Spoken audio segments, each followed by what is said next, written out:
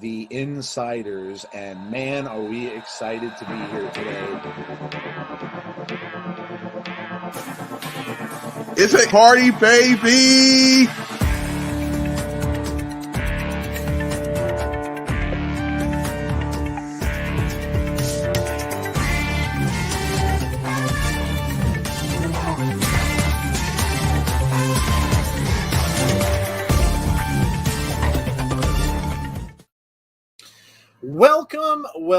Welcome to the newly titled Sunday evening show. Glad you can all join us tonight. We've got a lot to talk about, and the show is now called Between the Ropes with the Insiders. So remember that. Of course, that name come via Jeff, was the one who thought up that awesome new name. I don't have to say all W's anymore, which makes me very happy. But anyway, as we always seem to have on a Sunday night, we have lots to discuss. And as I talked about, we even have some breaking news from today that we're going to have to talk about when we start the show. Before all that, I don't do this enough, and I think it's probably a good thing to do. First off, Jeff, how was your week? How did the week go for you? It was a very interesting week. I ended up going back to work on Tuesday, back in the office, so that was good. Okay. So it was a good week, man. And we got something we're going to talk about that we're going to that made it a very good week. Yes, that happened via Friday. Friday was interesting for me, and I'll get to that in a second. Before I do, first off and foremost, and again, I don't think I mentioned any of this stuff enough for people who are new to our channel. Please make sure that you join us on the socials. We have presences on pretty much everywhere. We have a Facebook group out there. Of course, it's under Insiders Pro Wrestling. All of it is. Our Instagram, we have a TikTok. So it's all Insiders Pro Wrestling. Look us up. Twitter, if you're not on there, I know a lot of people are, but if you're not on Twitter, of course, we are Insiders at Insiders PW on Twitter. So make sure you check us out and make sure you follow us. on all those social medias. If you haven't already, Twitch, of course, as well. We're out there in Twitch as well. So a little bit of everything. Before we welcome people in, so tomorrow, I know that Jody has been in the hospital. So we are kind of, well, we have Dom from Give Me a Hull Yeah podcast that is coming on to Abby's tomorrow. So do you hear anything yet from Jody or anything, Jeff? I haven't heard anything yet. Okay. I'm going to text her while we're on. So Okay. So we'll get news on that either way. Man, if Jody can't be on, Jeff, I don't want to tell our guest we can't do it. So maybe you and I can do it. okay. I don't want to have him not show, you know what I mean? Like, because we kind of told him we would. I don't want to end up screwing up his plans. He was nice enough to come on. So we'll see. We'll get that out to you either way. So Dom from Give Me a Hull Yeah, who was nice enough to do an interview with us, is going to be on that show. So make sure that you come out to check that out. That should be a good one. Oops, there goes my video. Okay, I'm good. What else do we have going on? Of course, Impact Wrestling next Thursday. Impact is getting very, very interesting. There are a lot of comings and goings happening with Impact. A lot of other news. They actually have action figures coming out for Impact Wrestling, which is pretty cool. But we're heading to Victory Road, and there's a lot of moving parts and a lot of things going on with Impact, which we'll get into. But Impact Wrestling on Thursday night at 7:45 p.m. Eastern Standard Time. And then, of course, after the Impact, we've been, after the Impact, we definitely like to do when there's a pay-per-view coming up. We get a decent amount of people that come out for that. But if for some reason, if we have something to do, then we'll look into it kind of as that. We try to keep it going. We'll see how it goes. But if we happen to, my video's being weird. We happen to not be able to do it, we'll get back to you and let you know about that too. And then, of course, is this coming weekend? Is next weekend? I believe next weekend. Is the 27th Clash already? No, the 3rd. The 3rd. Okay, Clash at the Castle is the 3rd. Yeah, the 3rd. All right. We will be having Clash at the Castle some way, somehow. Unfortunately, my schedule will not allow me to be here, which sucks. It's going to be an awesome show, and I'm going to miss it, but there's nothing I could do. I worked that day, and it was my own stupid fault. I didn't think that it was going to be – I wasn't thinking that it wasn't in the United States. Obviously, it's in England, so the time difference is there, which means that if they want to start it at 7 o'clock our time, they're going to start it at 2 in the afternoon. And I'm working, so there's no way at this point I can get out of it. So I'm going to miss it, but we'll figure that out as well, whether it might be Jeff and Tazzy and Jody doing the show. But one way or another, we will have it on our channel. So just keep a lookout. We'll let you know how that goes and what we're going to do for that. But either way, there will be a watch along for it. All right. Make sure you subscribe to the channel if you're new, please. Make sure you like the video tonight before you go. It's very important that you do that. We get a lot of people in chat, and we've been getting more and more people out for this show. But it doesn't seem like everybody hits the like button that comes in and listens. So most of you that are in the chat live usually do. But if you're listening and you aren't watching the show live, listen, hey, that's awesome. We're glad you do for the views. We're really happy you do listen, but please make sure you like it. It really helps us out on YouTube, so make sure you do that. Also, hit the notifications button if you'd like to be notified about when we have future content coming out, because we sometimes do different things off schedule, and we may be doing a little bit more of that. So make sure that you do that. Okay, let me welcome some people in, and we're going to get into it because we got a lot of stuff to do. So James Grant, hello to you. Derek Fleming is here. Hello, Derek. Derek, I actually watched some of the preseason game last night. And I got to see the Cowboys return 2 touchdowns, and that returner they have looks dynamic. So that was pretty awesome. So never watched, but I happened to turn it on, and I'm like, oh, okay. Conrad's here. What's up, Conrad? The Coog is here. We got Dylan. We have Big Dan, the cat. Oh my God, Big Dan, the cat, dad, man. 1622. Good Lord, is that long? Congrats on being a cat dad. We got Big Boy Dally. What's up, Big Boy? We have James Grant. We have HPC2 Sweet on Twitch. We have Alicia. Hey, Alicia. We have Dana is here. We have Bonkers LFC. We have Dylan. We have Erase Your Mind. We have Mark Bass. My name is Mark Bass from Memphis, Tennessee. My favorite wrestler is Memphis wrestling legend and icon and WWE Hall of Famer Jerry the King Lawler. Well, that's awesome. Okay. Cool. New face on Facebook. That's cool. We have Bonus Baby. Damn that job. All right. A little hard for me to get out of my schedule in retail when it's set like 2 weeks in advance and I have no way to do it.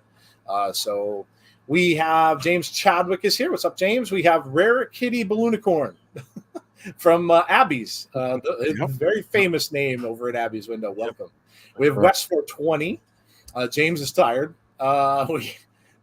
Turpin. Yes, the receiver's name is Turpin. Yes, he's looks like he's going to be pretty good. What else we got? Jeff Jarrett has departed WWE. Well, that wasn't long. No. He was working backstage, though, I think. Yeah. Wasn't he? Yeah. Yeah. All right. So we've got everybody welcomed in. And first off, Jeff, I think we should talk about, well, Friday was an interesting day. I ended up being out of it for a bit, but we got together and we ended up getting tickets for Bound for Glory. So amazing for a couple of reasons. One, those of you who don't know, Jeff and myself have never met face to face. So that's the first thing. So Jeff and I will actually meet in person for the very first time. So long time coming, right? Almost 2.5 years. That's right. And then we get to go to Bound for Glory, and we got pretty good seats. And we're only about 3 rows away. And we are also doing the TV tapings the next day, which also means that if there's meet and greets there, we'll be there for that too. So very, very excited. We will be in Albany for Bound for Glory in October. So very exciting. You can bet we'll have T-shirts on. You can bet we might have a sign or two. You can bet that we will be telling people who the real insiders of Impact are. Yeah, so it's going to be awesome. So make sure you look for us. We're going to see if we can try to have somebody, and I already kind of put out the feelers that I was saying maybe Tazzy and maybe Conrad can help us out. And maybe do a watch along with you guys, and you can look for us when we are there. So that's very exciting, Jeff. Yeah, man, I'm so pumped up, and it was crazy because we were talking about trying to get the tickets, and we were going in and trying to do the 2-day pass, and that didn't work out. So we did the the 1 day, and it all worked out. So I'm excited. I'm excited because I'll get to meet you for the first time. So that'll be good. But yeah, we're gonna have some great wrestling too. So, that'll be great to be able to be here and have Impact right here in my backyard. They're billing it as the biggest show of the year for them, which really makes it exciting because you just never know.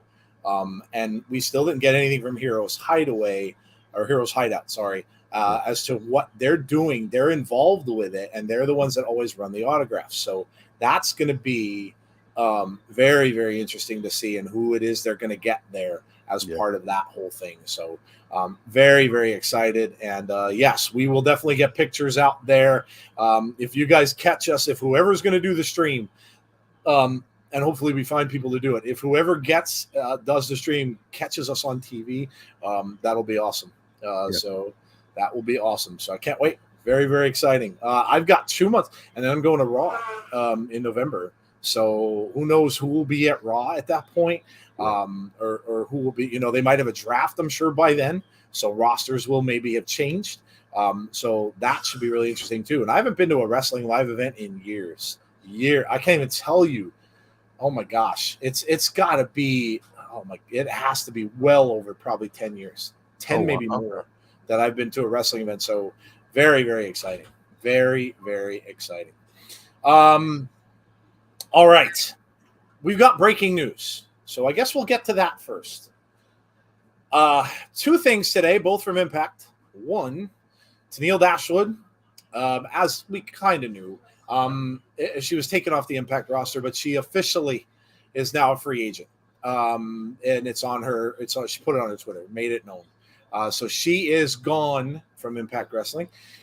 Sad to see her go. She was a huge part of the tag team division, huge part of the Knockouts division. She's been a staple there for as long as we've been doing the show. However, she did share some videos and pictures of her and her boyfriend Madcap Moss of WWE. So who knows? Maybe she's going to end up back in WWE and back with where Madcap Moss is. I think it might be. It probably could be a thing. And then, of course, we had news today of the Good Brothers, and their contract is ending sooner than people thought. They thought that they had signed. There was news out there that they had signed an extension. Apparently not. But they are looking like they're finishing up their time in Impact as well. So two, pretty big names. Three, if you call the Good Brothers, of course, two. Three pretty big names that Impact is losing, Jeff. Yeah, and I mean, it's a shame because with Impact, they always do a great job of attracting people, but not necessarily keeping them. Yes. So that's the tough part about it. I hate that all three are leaving because they've been great. But it's interesting to see where they'll go. I know before the show we were talking a little bit about where we thought the Good Brothers would go. Yep. And it's who knows at this point. They could go back to WWE if WWE is really serious about trying to bolster their tag division. They could certainly go to AEW. Mm-hmm. New Japan, obviously. So there are quite a few places that they could go. But I hate to see all three leave. And Tennille, if she goes to WWE, she'll definitely strengthen that women's roster. Agreed. She does have the experience. She's again, especially if they want to build up the women's tag team wrestling, as of course they are with that current tournament that they're doing. She could definitely go a long way to leading them or helping them with that. If I had to give a prediction, I would say Tennille probably ends up in WWE. The Good Brothers is a little tougher of a choice. I'm going to say, though, and Jeff said this for a while, I'm going to go with Jeff's hunch here, and I'm going to say they end up in New Japan, at least for a little while. I think they're going to end up in New Japan for a bit, and then maybe they'll go somewhere else. But I think they're going to end up in New Japan. So that would be my picks as to where that they're possibly going to go. I hate you both right now. Just kidding. Just slightly jealous. James Chadwick. I think Deonna Purrazzo and Chelsea Green are wrestling without contracts. I think they're getting paid per appearance, says Jason Stauffer. Plus, she's now going out with Madcap. Yep. Yep. Hello, Mark. How are you? Tennille really improved over last year. Sad to see her go. The Good Brothers aren't anywhere as good as I think. Larry, I think the writing may have been on the wall a little bit with her too when Madison left, because she was such a big part of that tag team that they didn't really use either one of them very much in singles action. So because of that, now you don't really have them. And it kind of seems like, with the exception of forming tag teams on the fly. So, damage was done to Impact Women's Tag Division when oh my gosh, I can't even remember their names now. I'm so bad with names anymore. When Inspiration? Yeah, thank you. When the Inspiration left, I think damage was done, and then now they're kind of scattered, and you have makeshift tag teams getting together. Now you have Mia Yim and Jordan, so you have single stars getting together as tag team wrestlers. It looks as if you might have a split coming between Rosemary and Taya. So it kind of looks like they're getting away a little bit from the women's tag team side of it anyway. So Tennille really probably didn't have a place, and especially now that they have Masha and they have Killer Kelly and they have other single stars that are in there, I think it might have been a little hard for her to find a place in the singles division. So I think it kind of saw that coming. And at least I kind of thought that anyway. Should Madcap change his name, they could be Captain and Tennille. Oh, God. Oh, I got where is my? Here it is. That was a good one. Are they going to sing Muskrat Love together? In fact, the LA Clippers of wrestling, they can bring in a bunch of talent, but listen, there's always a bigger fish. So if the bigger fish is going to offer you more money, it's sometimes hard to resist that. And they've taken people from Impact prior. AEW has, but you don't really see them much. A lot of them are on Dark, and they don't wrestle very often. So, I don't know. I really don't know. I kind of think she's going to go back to WWE, but we'll see. All right. I guess we'll get to the news part of it now, Jeff. We got through the breaking news, so we'll just dig in. And I've got some more breaking news. So Jody will be on the show tomorrow. Yes. Okay. Very awesome. There you go. So make sure you join Jeff and Jody at 6:00 p.m. Eastern Standard Time tomorrow for Abby's Window. Very special episode. It will have Dom from Give Me a Holy Yeah podcast, who is a huge fan of Wyndham, and they will be talking all about some things Wyndham related. There was a couple things he wrestling sent over today, and he had them posted on Twitter. A little more teasing. We had a tease from the 2K22 video game company in a little bit of a tribute to. They were all tributizing BioShock because it's the 15th anniversary of the game BioShock, which is a great game, by the way. But they were tributizing them, but they had the girl, I forget the girl's name in the game, but her holding a lantern. Now, the lantern is, in all fairness, part of BioShock. But, the lantern does look exactly like the one that the Fiend uses. So a lot of teasing going on. So they might chat about that. And, of course, they'll have other things to talk about tomorrow. So make sure you join them tomorrow at 6:00 p.m. Eastern Standard Time. Take Rohit, for example. Only seen him in Dark twice. Yeah, Rohit. Jake something. There are a lot of people that are there, but they don't just get a lot of airtime. So I don't know if that's a good spot for Tennille. They have a lot of women there too. So I don't know. We'll see. All right. So yes. So, this was big. Yeah. Kenny Omega returns to AEW.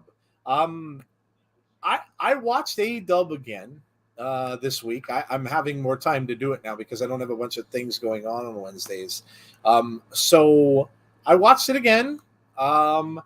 With some good matches. It was a pretty decent show.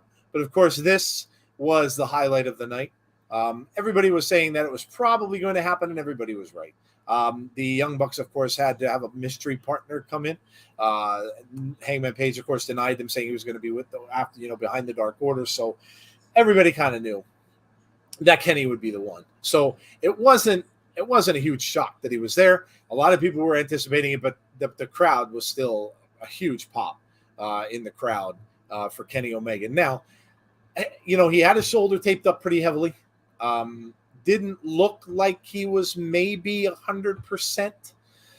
And then he talked to the crowd afterward, had this big speech for everybody, and saying that, you may not see a lot of singles wrestling necessarily from him. I'm not saying it word for word.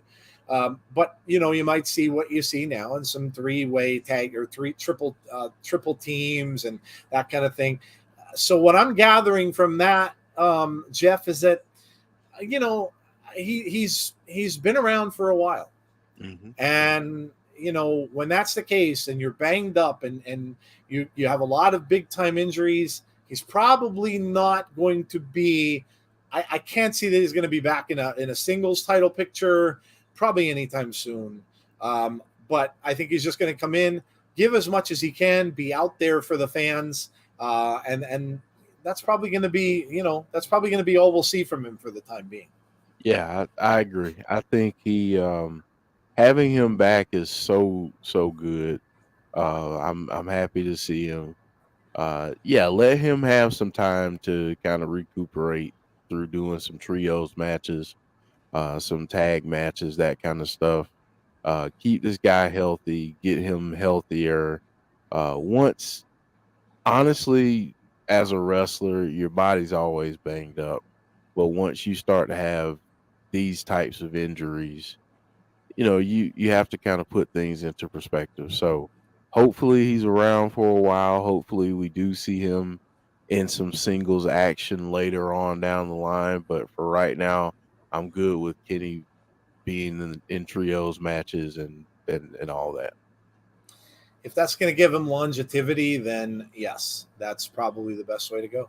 And I'm sure the fans will be happy with that too. Whatever they can get from him. Again, he looked a little rusty. You saw some things where it kind of looked like he might have been out of breath a little bit. And of course, listen, that's going to happen. The man is very banged up. He's done this for a good long amount of time. And remember, he spent a lot of his time in New Japan. That's a different animal over there. You really, really physical wrestling. When I watched it, it seems a little more physical than we get here. Listen, it's good for AEW. I know I saw James Chadwick said the views dropped. Listen, you guys got to remember, in all fairness, and I know I bang on AEW sometimes. In all fairness, this is a time of the year when views for almost anything are going to be down because people are going back to school. This is big back to school time in the United States for colleges, for high schools, even going back. You've got a lot of stuff going on. You've got NFL football preseason, which is huge. And, so a lot of you are watching it. You've got college football starting up very soon. This is a big time for other things that are going to be on TV. So views are going to drop for everyone. Wrestling is going to lose views right now. That's just how it is. Wrestling can dominate through the summer because there aren't really that many things that can compete with it on a regular basis unless you have like the Olympics and stuff. Baseball really isn't as popular as it used to be. I love it. I watch it a lot, but not a lot of people do anymore. So there's no NBA, there's no NHL, there's no big sports in the United States. So, the soccer isn't going on overseas. Views are going to drop for everybody. It just is. It's just how it is. And we know as YouTubers, views in YouTube drop now. They just do. This is how it is. Things are going on. People have stuff going on. So, yeah. Number one moment of the week, Kenny's out. We'll get to those later on, by the way. So nice segue, the coup. Big Dan says, I respect Kenny tremendously. Kenny's after Dynamite remarks were straight from the heart. True mission statement as to why AEW was formed. Wasn't the big draw AEW and Tony K thought it would. TK thought it was going to be, though, because the views dropped. Yeah, well, like I said, James, I think that's coming for almost everyone. We'll see. We'll see, right? I felt like he was starting to slow down considering the injuries he's had. The fact that Kenny and the Bucks shows Los Ingobernables for their first match speaks volumes as to how AEW values Mexican talent. Dragon Lee was phenomenal in that match.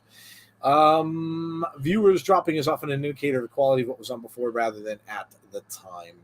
Well, we'll see. We'll see if it's consistent. I've said this before. I don't pay attention to that. I really don't. People really make or break people by views. I don't pay attention to it. Nielsen ratings, I never gave a damn about all that kind of crap. I didn't care. I watched what I liked. I didn't care who else liked it. I couldn't care less. Never was really a big thing for me. I don't pay any attention much to it. All right. What's up next, Jeff? All right. Well, Big Dan, you asked for it. Apparently there's some trouble brewing backstage at in AEW, according to reports. I'll just say that, according to reports. Yes. Remember, all this hasn't been 100% confirmed by anyone. So a lot of this stuff that's out there, you're reading it all from different sources. We are as well. We're reading the same thing you are, and none of it has been 100% confirmed. So remember that first. Apparently, CM Punk last week when he did his return, and he came in and he started talking right away about Hangman Page. Apparently that was not scripted, and apparently he was, not happy with Hangman Page, and that's the reason why he said what he said, knowing full well that Hangman wasn't there or wasn't going to come out. He did what he did. And apparently it caused some dissension in the back, as you would probably kind of maybe think it would. But, again, nothing's been confirmed. Hangman has not come out and said anything, but, where there's smoke, there's fire. He's done this before. And I don't know why anyone's really shocked by it. Like him or hate him, this is who CM Punk is. And he's been like this all through. Some people shared videos with us on Twitter this week. They shared a video of Triple H talking to him about something. And this was probably all part of it. Well, I mean, maybe it wasn't. But Triple H talking to him on an episode of it was either Raw or SmackDown, but telling him that all he ever thinks about is just himself. And when it's not you that it revolves around, well, then you don't care. I can see that. I can 100% see that. And I'm not saying he's horrible for it. Some people are just like that.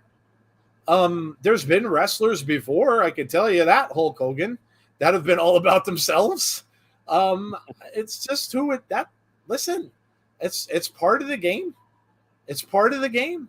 They're all, there are people that are like that. Conrad just said Triple H, and he did the same thing. There are wrestlers that are out there that are like this. They only care about being champion. That's what they want to be, and that's what they're going to do, and they're going to do anything they can to do it. So is he the first person to ever do it? No. Is he the first person to ever cause dissension in a locker room? No. The only thing that I'll say is it's very similar to, you don't want to. Listen, I know Eric Bischoff came out and talked about it. Of course he did. And Eric Bischoff is at a point in his time where he just wants attention too. He's kind of like the Jim Cornettes of the world, and that they just all want to say stuff. But he came out and mentioned, that it reminded him of when he had Hogan, Hall, and Nash. Well, I'm sure it did. Those guys were like that. They didn't care about the young talent. They didn't care about getting people over. They only cared about themselves. So this doesn't surprise me when I heard it. I'm not shocked. I'm not 100, and listen, we don't know the full side of the story. We don't know what happened with Hangman. We don't have privy to that information. So I'm not going to assume, because, the dirt sheets don't always give you all the information because they just don't get it. But, Conrad says, I also think in this situation, it's important to see what started it and take notes of that. Yeah, like I said, I don't, who knows what started? I don't. But again, am I shocked that CM Punk might have done it? No, not at all. Not one bit, Jeff. I mean, I'm going to go at it from a completely different angle. And Larry Bongo from Twitch kind of stole some of that. Not really. But he brought up the point that I was going to make. We're talking about the upper echelon of professional wrestlers in AEW. They are part of one of the biggest companies, one of the biggest promotions in professional wrestling. Whenever you gather a group of talent like that, you are going to have conflict. Not everyone is going to be friends. Not everyone is going to get along. Not everyone is going to like their booking. So if any of this is accurate, does it surprise me in the least bit that there's tension in the locker room? No. There's tension in every locker room. There's tension in WWE's locker room right now. Because there are some people who don't like their booking. They don't like their spot on television or lack thereof. So, I mean, you have to take that into consideration. Why is this news coming out? That's kind of how I look at it. Why is this coming out now? Who does it benefit for coming out now? That kind of thing. So I just think that, a lot of times when people see, oh, there's tension in the locker room, honestly, we can even take this outside of professional wrestling, Joe. Oh, Go to pro your sports. go to your Dallas Cowboys. Oh my God. You think everyone in that locker room gets along? You God, think no. you think you think there are fights that we never hear about in the Oh, locker room? absolutely. So I mean, that's the thing. I mean, people just need to keep in mind. I know a lot of people look at this. I've seen a lot of people say, I've seen a lot of people say, "Oh, well, this is the end of AEW." If if that ever happens, I guarantee you, people not getting along is not going to be the reason why a company is successful or not. It might hinder some growth initially in the interim, but long term, uh, this is just a part of growth. This is a part of people growing as a company. So um, I'm just saying it may be much ado about nothing, but again, these are a lot of reports that we know absolutely nothing about. We don't know how solid some of this reporting is. So yeah, I mean that's kind of my take on it. People love lately to pick sides. Mm-hmm. We're almost programmed to do it, whether it be almost in anything now. Everybody has to pick a side, and you have this huge stuff going on with the people who hate AEW and love WWE and vice versa. And no matter when this stuff comes out, people are instantaneously going to look at it and pick a side. Mm-hmm. And the AEW people are going to say lies. There's no way this is happening. There's no way. And then the WWE people are going to say, aha, I told you. I told you it's going to fold. It's going to fall apart. It's going to be WCW all over again. You're going to hear that from both sides. And, and again, listen, you have to understand when you guys are reading these dirt sheets, they aren't privy to all the info. They just aren't. It's like Jeff's the example with the Cowboys and football locker rooms. The press isn't allowed in there. They're only allowed to have conferences with certain athletes and do some interviews and ask some questions. But if something big happens in the back, hell, I remember a thing with the Celtics. Boston had a big, huge meeting in the back when they were losing early last year that Marcus Smart went and chewed every one of them out.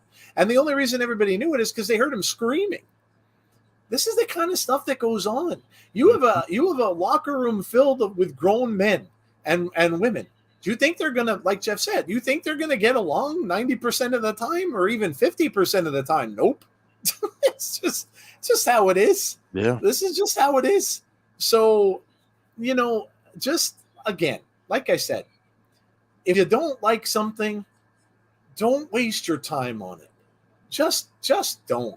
Don't bother with it, man. Enjoy what you enjoy, right? Live your life. Enjoy what you enjoy. And if you just don't like that other thing, instead of wishing that and hoping every day that it falls apart, just let it go. Just ignore it. Don't even bother. Okay, you don't like it. Cool. That's fine. Just move on. Much ado about nothing, I think, sometimes. But this is what the dirt sheets do. And guys, listen, I know a lot of you share stuff with us from dirt sheets. A lot of you do. I know a lot of you read them every single day. Don't get lost in it because they're not right all the time. In fact, I'd venture to guess they're not right half the time. So, yeah. The saying goes, a dead clock is right twice a day. Twice a day. Oh my gosh. Yeah, and it's true. It's true. So, oh man. All right, man. What's next? All right.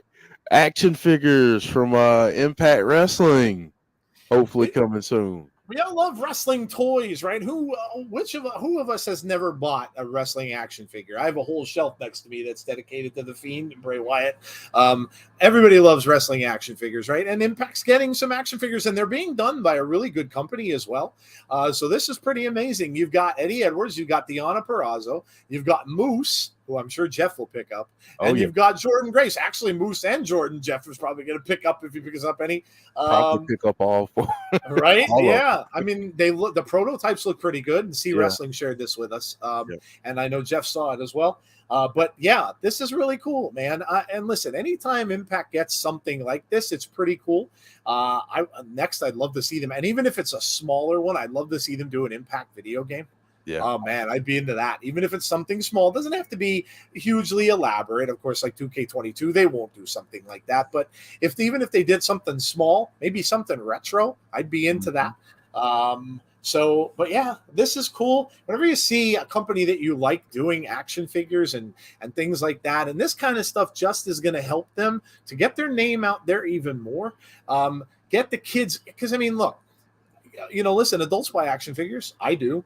I'm 52 years old, but kids are mostly where they're going with these because it's for that younger demographic, the 10 to 15-year-old, that collects the figures and stuff like that. So I think this is a good thing, Jeff. And anytime they can do stuff like this, I think they should go for it. Yeah, I do too. I mean, I showed my son this image and he was all for it. He was like, "Oh man." He's already plotting which ones he's getting. So he'll have his, and then I'll have mine for my shelf, to display mine. So, yeah, I mean, this is pretty cool. This is great for Impact Wrestling. I want to see them be able to do more stuff like this. I want to know too, where's Josh, Larry Bongo? Yeah, the champ. The champ. I want to know where he is too. So yeah, but this is great. Yeah, this is really great. Well, to be fair, and I know C pointed this out, you always have to remember, I was never this much into action figures that I knew all this stuff. C mentioned it to me a few times, but you always have to remember that when they make these, they make them a year in advance. So these prototypes are from the 2021 matches of those four superstars that are up there. So remember that. They probably wouldn't have had a Josh with the belt prototype made yet just because he didn't win it until this year. So it does usually take them a year to do the prototype. So that's why they're basing them on 2021 and not 2022. So if these sell well, and listen, if you're Impact fans, grab a couple of them, help them sell, and then they'll make more. And then you can bet Josh will be in the next he'll be in the next set. So yeah. Give me the Deonna figure, says Naku. Where's Josh, says Larry. See Wrestling, this is right up his alley. To quote Wayne's World, when these are announced, it will be mine. Oh, yes, it will be mine. Can we get Matt Cardona as Flowers? He's helping Impact to give them action figure back in Impact. That's badass, says Jamie Valerie. Funko Pops. Yeah, it'd be cool. I'd be down with Impact Funko Pops too. And Funko Pop, listen, that license that they have makes everything. They have access to everything. So if these go well, maybe they'll get Funko Pops of Impact wrestlers too. That'd be awesome. Yeah. Chris Williams says Fire Moose. Yes. They all look good. It's pretty cool. Pretty cool. All right. What's next? Next up, speaking of Eddie Edwards and Josh, Eddie Edwards earned a title shot at Bound for Glory. This is going to be a banger of a match. And, Josh, listen, you got to be a little nervous about this one if you're Josh, because and Jeff had even mentioned thinking that this might be the time that Josh may lose this. This is a build that's been held off for a good while. The seeds were planted when Eddie went to Honor No More. Right off the bat, he mentioned Josh's name and how they handpicked Josh to be the guy, and I was the one who was ignored, and that is the reason why Eddie went to Honor No More. So way back then, and now it's come to fruition, where you're going to see Eddie and Josh. So this, I think, oh man, I'll tell you, this is going to be a hard one to predict, because I think this can really go either way. I don't know if maybe it is time for Honor No More, like Jeff has been saying on our show, and maybe this is the time that Josh might drop that title. I wouldn't be shocked if either man wins this. But this is a huge main event, and we're going to be there to see it. Yes. So, yes.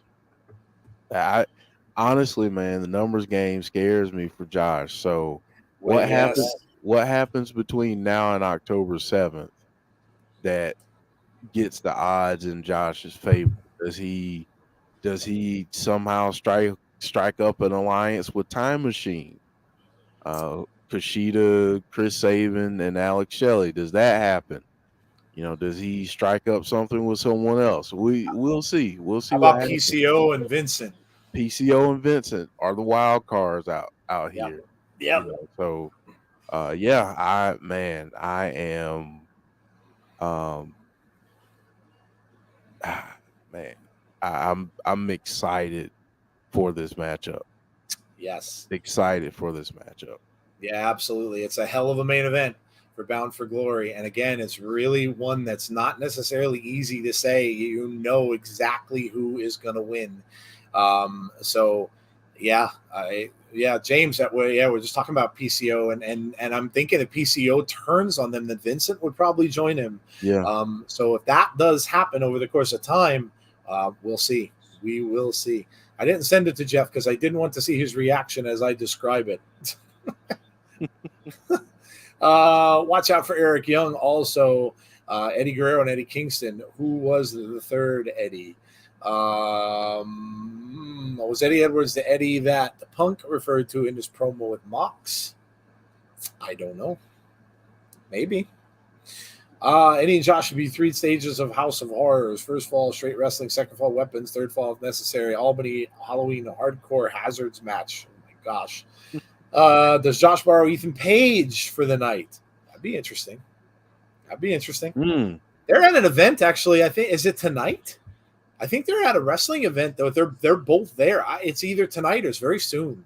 But they're both at an indie wrestling event. So it was very interesting that they're both there. I saw that announced. So that'd be cool. Yeah, I'd be down for that. All righty. What's next? All right. So Sheamus earns the Intercontinental title shot against Gunther. Listen, SmackDown, I'll just say right now, SmackDown was freaking amazing this week.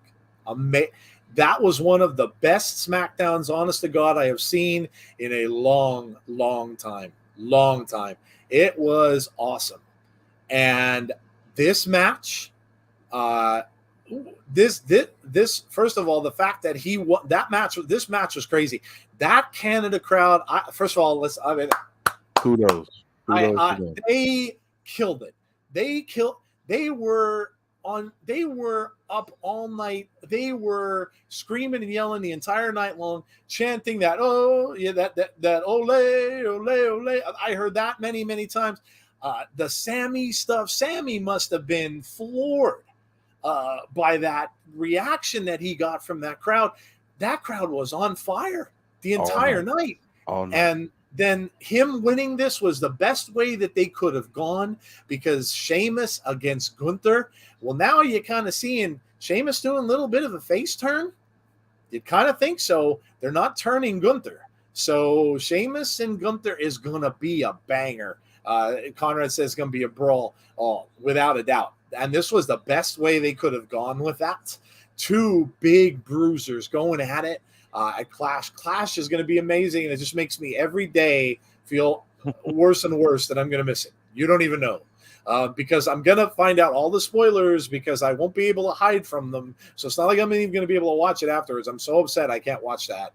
But, oh my gosh, SmackDown was awesome. This match was intense and insane. And Sheamus winning, listen, I love Sheamus. He's a workhorse. Sheamus is a workhorse, and he deserves whatever he gets. And he should have won. I'm glad he did. And this is going to be an amazing match, Jeff. Yep. It's going to be a great match. Got to shout out this 5-way, though. This 5-way on Friday night was tremendous. I mean, Ricochet, every single person shine in that match. So, kudos to them for that match. But yeah, Sheamus winning is awesome. That can you just picture the crowd there in Cardiff, these two going at it for Oh the my IC God. title? It's gonna be tremendous. Like I love that. Same Conrad. I love that Sami Zayn. I love that Sami Zayn stuff on Friday night. Everything with Roman, everything with the crowd. Love that. So yeah, but this is going to be an absolute battle, and I cannot wait. Oh my God. It really is. What C Wrestling is talking about in the chat, he showed me at a house show. They're doing a top 10 returns on the board. Must have been during a commercial. And the number 10 was Roman Reigns returning and attacking the Fiend. Ooh. So this is at a house show that they're now showing the guy that they pretty much hid from everyone and kind of disassociated themselves with, even to the point of where they really didn't show him. I think was he shown on that evil thing with Randy Orton? I don't know. It could have. I'm not really sure because I didn't see that one. But C said they only showed that one, so they're showing the Fiend on the Tron at a house show. Well, there you go. Now we've got stuff for Abby's now tomorrow. Yep. There you go. Thank you. Thank you, C Wrestling. Yes, now we got something to talk about at Abby's tomorrow. Wow. Damn. Wow. The plot thickens. But anyway, to finish this, going to be amazing match. Absolutely amazing match between those two. This could be the match of the night. And we have so many amazing matches that we're going to see. And listen, the thing with Sammy, and I know I saw Conrad's comment about that. That's very interesting. Yep. You're going to turn Sammy face and, well, not really, though. KO is back to, the brawler Kevin Owens. So they're kind of tweeners. Sammy doesn't have to necessarily do a full face turn, but him and Owens beating the Usos for the titles, I can see it. Yeah. I can see it. Yeah. Yep. The writing is on the wall. It is. Isn't it cool when a plan comes together and how they're feeding little storylines now and stuff like that? This is the kind of stuff we applaud Impact on a weekly basis for, because of the way they do their feed. And I just told you the thing about Eddie Edwards and Josh, how they planted that seed in our minds months and months and months ago, and now it's going to come to fruition. They're doing the same thing on WWE programming, and this is one of the things that everybody bitched and moaned about that WWE didn't do enough of. Well, they're doing it. So kudos to them, and Clash at the Castle is going to be tremendous. Tremendous. They showed some of his matches on the Evil Inferno one. Did that? Yeah, I wasn't sure because I didn't see all of those. I saw a lot of them, but I didn't see the Randy Orton one because I did hear that he was on there or mentioned. But if he wasn't shown the way they showed them on this board, because they literally had the big name up there, the Fiend, and they had a still shot of returns against the Fiend. So we'll see. Again, we play this. Yes. Well, you know what? Good segue. Tune in tomorrow because I'm sure Jeff, Jody, and Dom will talk about it. So tune in to Abby's tomorrow. Sure. All right. What do we got next? All right. We've got Drew McIntyre standing tall at the end of SmackDown. Tell me right now in the chat, who in the chat thinks that Drew can beat Roman? Who in the chat thinks that Drew is going to beat Roman Reigns in overseas in England at the Clash at the Castle? Well, Joe, we're going to get there. Oh, yes, we are actually a segue. Yeah. So, well, anyway, the chat can tell us. Yeah. But I guess my point is, are they doing enough to make you believe that Drew can win this title? I'll be honest, Jeff, I think that Roman probably looked about as weak in that promo, as I've seen Roman Reigns look through this whole reign that he had, Roman stood there, looked like he didn't know what to say. He was just kind of standing there, and he usually has that seething look on his face. But he really literally looked to me, and listen, this is kudos to him for playing it that way, but he kind of looked like to me, now the Usos weren't there, which obviously made a big difference. Mm-hmm. But he kind of looked, for the first time since I've seen him have this title, that he was legit concerned, worried, and dare I say it, almost a little scared during that promo that Drew was doing. So if he is not going to win, they're sure as hell making it really, really look like it. Now, some are saying that Cross will have an interjection to kind of save Roman.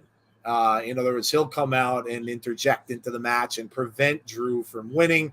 Obviously, he's after Drew. The way he's going in order is he's after Drew and then Roman. So that could be what happens. But either way, Drew looks pretty awesome right now. Mm-hmm. And they're making him look pretty awesome right now. Jeff, you remember how many months ago, after he held the title during COVID and all that kind of stuff, and then he lost it, everybody's saying, he's buried. Yep. He's buried. Back to the mid card. Yep, back to mid card. He's done. And then he was wrestling some people. We saw him in there with Madcap and Corbin and all that. And then the people was, he's done. He's buried. He's done. No, he's not. Drew is too good to be buried. He's not going to be buried. He went to different matches. Listen, he's doing what they're writing and creating him to do. But either way, they're hyping this match up, and you still got another week to go, 2 weeks actually, to go through what they're going to do. So, but I'll tell you, they planted some doubts in my mind, and I pretty much was like, nah, he ain't going to lose it. I don't know. I really don't know now, because what a celebration it would be if he won it there. Oh my gosh. That's all I'm saying. So I don't know, Jeff, but it's getting more and more interesting, I think. Yeah, I mean, it really is. They've built Drew up in such a way that it gives you the slightest bit of hesitation to just say Roman's just gonna mow through someone else. It gives you that slight bit of hesitation. Every time he says you're going to be on my island. Yep. You're going to be, this is home for me. It just makes you think, this could happen. This could possibly happen. But I love the way that they've built Drew up in this. I really, really think this is going to be one of those matches that's just going to be special. A lot of times wrestlers like Drew and like Roman, they get classified as the wrestling big men. Big men can go too. They can put on some great matches too. So let's give them the respect that they deserve. And I think we're going to get a great match between the two of them. Agreed. I think so too. I think Theory cashes in for only the WWE Championship, and Drew pins Theory to win that one. I don't know if they're going to split them. I haven't heard. I mean, a lot of people are bringing that up, but I haven't heard anything mentioned about that. And if they have to do that, they've only got 2 weeks to do it. So I don't know, when they're building it up as for the Universal Championship for both. I don't know that they're gonna all of a sudden change it and be like, no, I'm just gonna give you up. I mean, they could work it in. I guess they could have Roman come down and say, you know what? I'm only gonna put one title on the line. But if they do that, that makes him look extremely weak at that point, because it makes him look like he's afraid to lose. So I don't think they'll do that. I really don't think they'll do that. Plus, I kind of think maybe it makes it a little bit less of a match for the crowd too. So I don't think they'll do that. I don't think they'll do that. It's possible. Anything is possible in wrestling, but I don't think they'll do that. Conrad says Reigns wins. Make it just for the WWE title in the next week. I think if they're going to split those titles, I think it'll happen around draft time. That would make the most sense. So we'll see. All right. What's next, man? All right, man. So we're at people's favorite Everybody's favorite part of the show. We all know what time it is, and that means only one thing. Let's play it. The airing of grievances. I got a lot of problems with you people. Now, you're going to hear about it. All righty. This is an interesting one for me because it's not really a grievance. It's kind of more like an op-ed piece. If you don't know what I mean by op-ed, it's an old news term. It's kind of almost like a little editorial. But it's cool for me because I kind of did some thinking on this. I thought about this for almost a week because we didn't have our show last week. So I kind of had this brewing for about like 8-9 days or so that I thought about this. And all this talk that we hear every single day about Wyndham and a possible return. And I'm going to talk a little bit. Now, listen, I am not, was never, nor will ever pretend to be a wrestler or in the same shoes as a wrestler because I don't know what that all entails. Jeff knows way more about the business than I do, so I never pretend to know anything about anything behind the scenes. So let's get that out of the way first. But I am going to take one thing I do have. I have a lot of experience because with age comes experience. You just automatically get it. You really have to be a dummy not to. But I am going to take my experience in the world of retail and I'm going to use that as kind of an aside to maybe tell you guys why Bray Wyatt, aka Wyndham, might not get signed as soon as we might think he will. I'm not saying I'm right. I'm not saying anyone else is wrong. And I'm not trying to put a downer on any of it. I want you guys all to be positive. If you are hyped up about him coming back, be hyped up. That's not why I'm doing this. All I'm doing is I'm trying to say possibly why it could be taking a little longer than we all would like. So, I've worked in retail now for almost 34 years. 35 going on, actually. All of that pretty much primarily in management. And the one thing, there's two things that I'm most proud about my career. One is that I'm honest to a fault. Honest to a fault. Now, that can be good. Well, it can be very good most of the time. And that's probably part of the reason why I have so many people that, to this day, that have worked for me in the past, kids that I hired when they were 19 years old, are still, they're in a lot better jobs today, better than even I have ever had. And a lot of them still talk to me all the time. They're in communication with me. I get messages from them on Facebook, texts and stuff, so on and so forth. And that's something that I will always pride myself on. I'm honest to a T. I do not do things that I consider to be dishonest. Now, the retail world as a whole, oftentimes, depending on what boss you get, and there's always someone higher up the chain, regardless of whether you're a manager or you have a district manager. If you're a district manager, you're a regional manager, and so on and so forth. Vice presidents, this, and that. So, and I, a lot of times, because of my honesty and because of the way I think, it did not necessarily make me the greatest candidate to move up. Now, by up, I mean I was a store manager many times. I was, and the one time I did get into a position where I could have been maybe a district manager, so climb up the ladder even further. I went to classes to study with other people that were involved, and no names will be said, no companies will be said, obviously. But I went to classes and stuff like that. And I was in them. I was going to them for a couple of months, to 2-3 months down the road. And I got to look at the inside of business that you normally don't get when you're a store manager. And I'll be honest, I didn't like it. A lot of the things I saw weren't things that I could see myself doing. And yet this is what the company wanted. This is what their standards were, and this is what they wanted to do. I'm not saying it's wrong.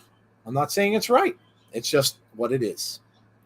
So I left that class because I just had no interest in going up the ladder. And because I didn't like what I saw. So that was kind of the only real time that I could have. And I had long careers in companies. I was with one company for 11 years, one company for 9 years. And so I've stayed in places for a good long time. I haven't jumped from job to job. I've probably only had maybe 5 of them during my whole, 34, 35 years. But what I'm getting at here is sometimes companies don't know what they've got, and companies sometimes don't like free thinkers. Now, I consider myself kind of a free thinker. I like to, well, first of all, like I said, honesty. Secondly, I like to kind of do things on my own. I like to, as long as it I did the job, and as long as I did what I was supposed to do and hit my goals and things like that, because of course, if you don't hit your goals in retail, you're going to be out anyway, regardless of what you do. So I found my own ways to do it. One of the ways was I was always, I always got to know my coworkers, the people who worked for me. People would say to me, DMs would come and say to me, "Oh, I don't know, that's a little dangerous. You're getting a little too close to people and blah, blah, blah." That's just who I was. And now you're going to say to me, well, how does this relate? So one of the things I think we know about Wyndham, and this is coming from a lot of sources, and of course coming from, dirt sheets and see wrestling has mentioned a lot of it and things like that. One of the things I think you could definitely say about him is he's a free thinker. The way he comes up creatively with his characters, with the things that he's done over the course of the years. You can watch just about any Wyndham video that's out there, and you know what I'm talking about. You can see what I'm talking about. Somebody shared an old video of Bray back in the Cult Leader days, and just the things that he says comes off the top of his head. I kind of think that probably a lot of it didn't come from creative. He probably did a lot of it on his own. And so I kind of think that sometimes, coming from my own experience, that companies can be scared off by free thinkers. Even though the free thinker can make them a lot of money, they still kind of backslide on it because they're not, that free thinker is not necessarily a guy who's going to toe the line. They're not the person who is going to say yes, sir, and no, sir, 100% of the time and do what they're told. And this is what I think, making my point here, could be the reason that you're not seeing, because so many people are asking, why didn't Triple H bring him back yet? He sells a ton of merchandise. Well, I look at it from my standpoint. I sold my companies a ton of merchandise. I made my goals. He's selling them a ton of merchandise, right? Well, he's bringing people into the seats. Fans love him. For me, my people, the people I worked with, all love me. To the point where they'd come over my house, we'd have barbecues and stuff like that. I knew them outside of work. We'd go to movies. We'd do this and that. And people will tell you, oh, that's bad. That's bad. But this is why I think there may be some hesitancy. Because look, when it comes right down to it, if AEW or WWE wanted to sign Wyndham, do you really think that money would be an issue? I don't. I think both of them have plenty of money to give, and I think they both would not be hesitant one bit to give him it because he's going to make it back for them. And listen, the minute he's announced back, there'll be stuff in whatever shop for whatever company he comes back from on the site like that, and it'll be off and running. He will sell tons and gobs of merchandise for whatever company he decides to come back to. And there is no question about that. So money isn't an issue for either one of them. Now, maybe a company like Impact or maybe a smaller company, maybe yes, because of what he's asking for. But from what we're reading in dirt sheets and stuff like that, anyways, is Wyndham kind of said that he didn't really have any interest in Impact. So that kind of leads me to believe that he doesn't really have any interest in any smaller companies. But that's what I'm bringing it back to. If you're starting to wonder why he's not coming, try to remember that it could be a little bit of a buyer beware, because he's going to listen. I don't think Wyndham as a person is going to change, and nor do I think he wants to, and nor do I think he should. He's proven that what he wanted to do, his visions that he wanted, come across to the fans. The fans are enjoying it. They like what they saw. That was evident. They're buying his merch. They're coming out to see him. They're buying tickets. That's what it is. But when you look at it, when you go up the ladder and you look at whether it be, and I don't even know if it's Triple H, but when you look up the ladder and you look at Nick Khan, or you look at some stockholders, or you go up that ladder, there may be in one of those people's minds or in several of their minds just that slight hesitation, thinking to themselves, are we going to run into an issue again where he wants to be in control of his character? Now, listen, he should be. I'm not going to argue that point. He should be.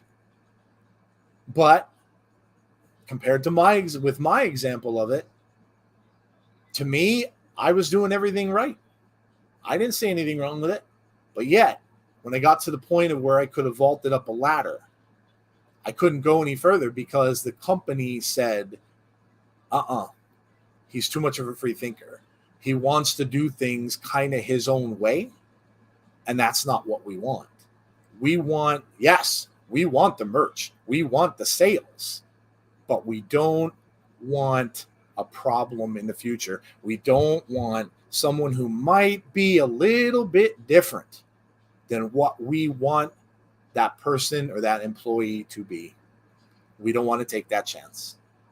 So there's my story, and I'm sticking to it. But yeah, that's it. Listen, I just thought it was kind of an interesting thing. And whether or not agree with it or not, it was just something that I wanted to say, because, again, I've seen enough of it in this world to know that people just are sometimes a little bit apprehensive because they're not thinking on that person's level. And because of that, it kind of scares them, I guess. And then they kind of back away. So again, this is not meant to bring anyone down. This is not meant to say that he's not going to sign. He could have already. This is just meant to be kind of an aside saying that this is the way maybe the higher ups might be thinking about, because they think on a different level. Those people that are sitting in boardrooms every day, they are not thinking of the fans. They're not thinking of what the people, they're thinking of the dollars and the cents. And they're thinking that's really all they're thinking of. And they're thinking of those stocks. How far is that stock going to rise? That's really what they're thinking about. So that's it. That is my thing for the week. Like I said, it wasn't really a grievance. I just wanted to kind of share it because I was kind of just thinking about it a little bit, reflecting upon my career and, just kind of thinking how a lot of it could be, maybe something a little similar. Again, never saying that I, would know what goes on in the wrestling world, because I don't, and I would never pretend to. So there you go. That is it. Life is too short to be a yes man or woman. Take care of you first in life. Think main issue was he wants full creative control. Do you think wrestling is a similar industry? I think the industries, Mark, I'm not saying they're similar, but all industries at the end of the day, they rise up to a point where they want the money, yes, but the thing that controls them is the stock. The stockholders are what control and what run big business. These people that are sitting in a boardroom somewhere. So that's where I think the similarities are. Cross the Scarlet did an interview and said Triple H is always there, always wants input and ideas, and he listens. I don't think Wyndham wants creative control. I think he wants respect and common sense. Yeah, and that's, you could be 100% right. You could be 100% right. And maybe he wasn't getting respect.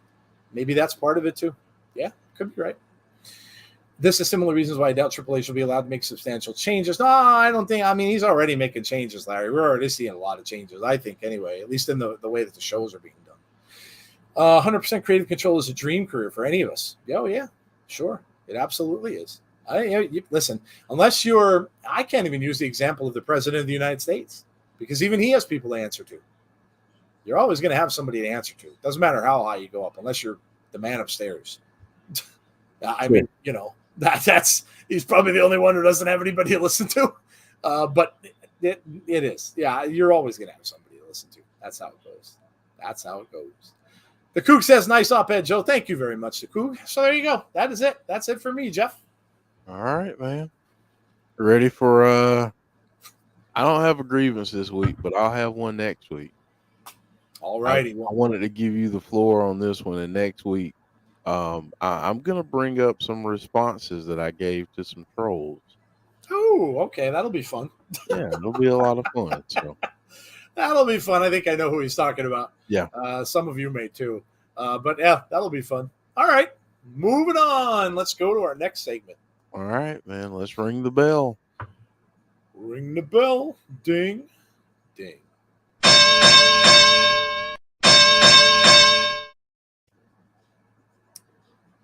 It is time to sell or no sell.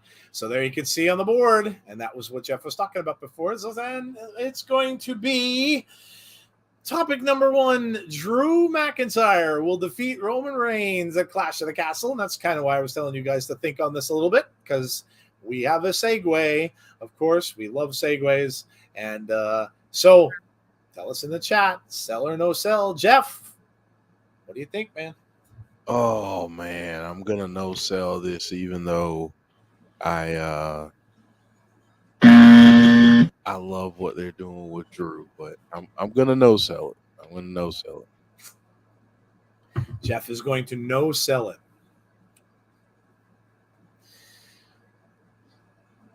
Wow, I really want to say sell on this, and I want to say it because there's a lot of factors that would lead me to think so. First of all, where they are. Because this is the first time in 30 years that they have been in this area and this venue. How do you give the people what they want at the end of a show like this other than a title change? Are they going to be happy with the same old ending that you've been getting, the same stuff over and over and over again? In fact, the only way they're not going to be happy, or they're going to possibly be happy, about it would be if Cross came out. So now, yes, you kind of have an out there, because if you get the whole thing with Scarlett and the entrance at the end and they come down and he stops Drew from winning, yeah, they'll still probably go home happy. You know what? I'm going to sell it. I'm going to go against the grain. I'm going to go against everyone here, and I'm going to say he wins. Now, is he going to keep it? Is he going to keep it for any big amount of time? I don't know. Do they split the titles at some point and make him relinquish one and he takes one, and then Roman can get the other one right back somehow that way? I don't know. But I'm going to tell you something. I get it. But here's the couple of factors that I'm thinking about. Number 1 is the venue. Number 2, Roman can't be around. That's the other big thing. He's not been around as much as he was. He's been on and off the show.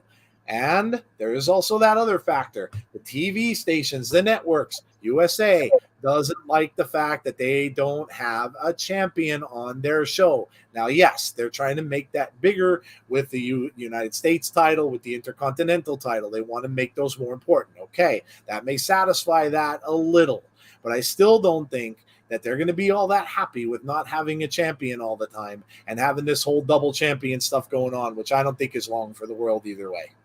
I think they're going to split it. I don't think it's long for the world in either way, shape, or form. I'm going to say he wins. And I don't think that I'm going to be the only one that might think that. But I'm going to say he wins the match. And it's going to shock the world. But I do think either way, Cross will come out. And if he does win, then Cross will probably take him out. showing that he's next in line for that championship. So, and then, you could, as soon as the very next pay-per-view, get a triple threat. You can get a Roman rematch, you can get a Cross, and you can get Drew all in the ring together, and then Drew may drop it right away, and Roman could win it back because the two of them guys would be going at it in the ring. So there you go. Yeah. I'll go out on one this one. What's next? There you go. All right. Up next, Killer Kelly and Masha Slamovich are the future of the Knockouts division. Without a doubt, Cell. Without a doubt, Cell. I love it. They have the Impact Knockouts division is amazing. I mean, just think of some of the names.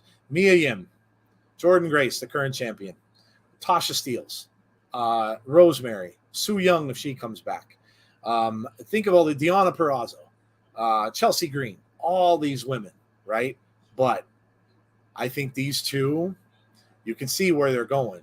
Masha is going after a title. Killer Kelly has just beaten Savannah Evans and beat her soundly. That match wasn't close. And the head game she played with her. But yes, these two, now they could be on a collision course at some point, which would be amazing. But yes, I definitely think that they're going to push these two to the moon. Masha may have the title. She may have the title as soon as Bound for Glory. We'll see. And then Killer Kelly's going right up there with her. So yeah, without a doubt, they are the future of the women's division. Absolutely, absolutely, Jeff. What do you think? I don't even have to add much to that. I'm selling it. I love it. Yeah, I don't have to. I don't have to add anything to what you said because, yeah, ditto. Big time sell and sell it again, says Bonus Baby. Conrad says sell. I think everybody agrees. Dana, Bonkers, Jason's Theme Park Vlogs, Dylan, Jeff, Alexa Bliss, all saying sell. Yeah, it's hard to argue. It really is hard to argue. Big Dan says these two women will carry Impact for years to come, at least until Triple H poaches them by 2025. Rare Kitty Balloonicorn says sell.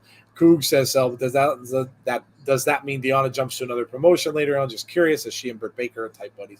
I don't know. I mean, Deonna's always going to be rumored to move, just because what does she really have left to prove in Impact Wrestling? Right. She was been champion for so long. She had that belt for so long. So she's always going to be rumored to move. Would it shock me if she left? No. But, we're talking about the future, and the Coop said sell. James Grant agrees as well. So everybody's on board. All right. What's next? All right. Last one. Kenny Omega will provide positive momentum for AEW. Well, as people were quick to point out earlier in the ratings, apparently the ratings said no. But again, like I said, please, let's take that for what it's worth. I get it. A lot of us who are wrestling fans knew he was going to be there, but a lot of us that don't always read the dirt sheets, that aren't always on the socials, stuff like that, didn't know he was going to be there. So let's see when they do know he's going to be there. Let's see how the ratings are for that. That's how I would say. Will he provide positive momentum? Yeah, I think so. He's that kind of he's that kind of athlete. He's that kind of athlete. He's just that guy. His name will certainly bring in, and let's not forget, he came back with Don Callis, the guy you love to hate. And listen, whenever you have a guy you love to hate on the show, you're going to watch just because of the fact that you can't stand him and his comments are just get on your nerves. So yeah, through this trios tournament, they would have to be listed as a favorite now. Him and the Bucks have to be listed as one of the favorites. So at least through all this trios tournament now that they're doing, absolutely. Yeah, absolutely sell it. You got to respect the guy. I mean, he's done so much in New Japan and everything else. You like him or hate him, you've got to respect him. And yeah, he'll provide positive momentum for AEW. Absolutely. Go ahead, dude. What do you think? I'm going to give it a double I love it. I love it. I love it. Yeah. Again, he is the type of talent that commands respect for what he's done. You don't have to like him, but he deserves respect. So he will add another layer to what they're doing, and that trios tournament could use him. And I would love to see them, take those trios titles. So yeah, he's gonna bring positive momentum. Agreed. James Grant says sell. Deanna says sell. Jason's Theme Park blog says no sell. Conrad says sell. Bonus Baby says sell. RK Shuttlesworth says ratings, blah. Dana says no sell. Ratings take time to develop. Yep. WWF was better than WCW before momentum shifted. Sell. Kenny is the ace of AEW. His fans worldwide, Mexico, Japan, and the U.S. once in a generation talent. Kenny is going to appeal to the hardcore AEW fans, and this trios angle is going to prolong his career. Yeah, good point. Rare Kitty says sell. Bonker says sell. Dylan says sell. Deanna says Kenny is the catalyst. Larry says Kenny is important as a big name. Non-WWE wrestler to be part of AEW can only benefit the show. Jason says no sell because he came back too soon. He's seriously injured, and Tony Khan pulled the trigger on his return too quickly because he's scared of Triple H and what the WWE will be doing. RK Shuttlesworth says sell.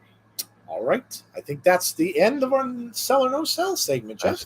That's it. So now we have what to watch for. And this Get out the clicker. You, man, yeah, got the clicker. I'm telling you, man, this card that we're about to talk about is tremendous. NWA 74. Yeah, man. I got my first look at this when we were talking about it during Impact last Thursday. They are really making this into, it's 2 nights. They are really making this into a huge show. NWA is one of those places where I wish I had time to watch it more, because I miss it. I used to love it when they were doing the YouTube stuff, and I remember we were watching it all the time. I was watching it every Monday. And yeah, look, I mean, when you see all these titles are going up for grabs, big names that are announced on this show, I absolutely think it's going to be a blast. It's a 2-night show. It's coming up next week? Yeah, next week.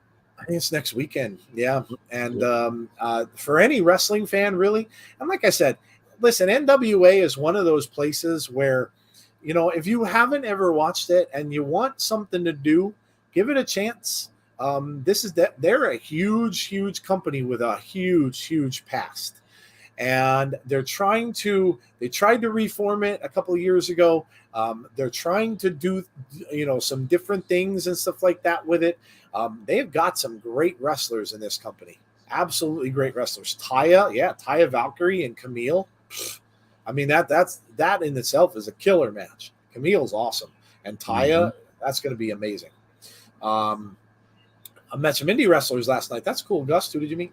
But in either case, this is definitely going to be well worth it. There's a lot of wrestling for, I want to say, I think it's $29.99 for both days. Yeah. Which isn't bad at all for all the wrestling you're going to get both nights. And these guys do tend to have some surprises and stuff like that in their events as well. So don't be very shocked if you see people show up from other companies. Impact superstars sometimes cross over.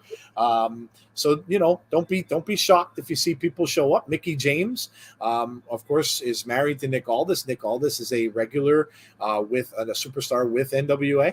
Don't be surprised if Mickey makes an appearance there or something along those lines. So yeah, definitely something worth checking out, Jeff.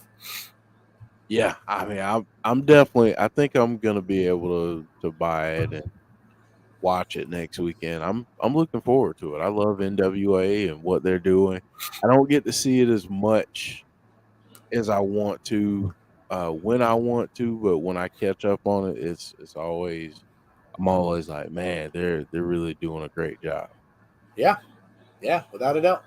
I have the NWA subscription. I honestly look forward to watching it more so than anything else other than Impact. I don't know. There you go. See, there's other stuff out there, guys. If you don't necessarily like what Impact or what what AEW or WWE is doing, and you're not necessarily into it, just remember there's a lot of other options out there, and NWA is definitely one of them. they have some really, really big pay-per-views that get a lot of talk. So check them out. Ty has been killing it lately versus Camille in NWA and Thunder Rosa in AAA Triple Mania on October 15th. Yeah, definitely. Just to let you know, Clash at the Castle is next weekend. Thought it was 2 weeks. Am I wrong? The third. Yeah, Clash is the 3rd. So not next weekend, because next weekend would be the 27th to 28th. So it's the 3rd of September, right? Yep, 3rd of September. So 2 weeks. 2 weeks. NWA in 81, 82 is what got me into wrestling as a kid. And you're probably not the only one, Bonus Baby. A lot of people watch NWA. Jeff watched mostly all NWA as a kid, too. Yep. Yeah. Absolutely. Don't be so shocked if Double J shows up. Yeah. He obviously left WWE. So, yeah, I wouldn't be surprised. Yeah. Wouldn't be surprised to see him there, or even at maybe at Bound for Glory. He might show up, too. So, yeah. All right. Well, that is what to watch for this week. And, of course, everything else that everybody watches is, of course, going to be on Raw on Monday. Already has some interesting-looking things developing for that. You've got that match with Edge versus Damian Priest, because they're still in Canada. So that's a good thing, too, because that means that'll probably be another raucous crowd. They really got behind Natalya. They got behind Sammy, as I mentioned before. They're definitely going to get behind Edge. So that's going to be a raucous crowd on Monday night. So that'll be good to watch. Of course, NXT on Tuesday. Then you've got AEW on Wednesday as a follow-up to what we saw last week. You've got Impact on Thursday, and you've got SmackDown again on Friday. So as we get closer to Clash at the Castle. So lots going on. So, yeah, going to be another fun week. All righty, dude. What's up next? All right. We've got Book a Wrestler next. Who are we booking? Play along in the chat. Book a wrestler. Who have we chosen for Book a Wrestler this week? Bum, bum, bum. Boo. Ricochet.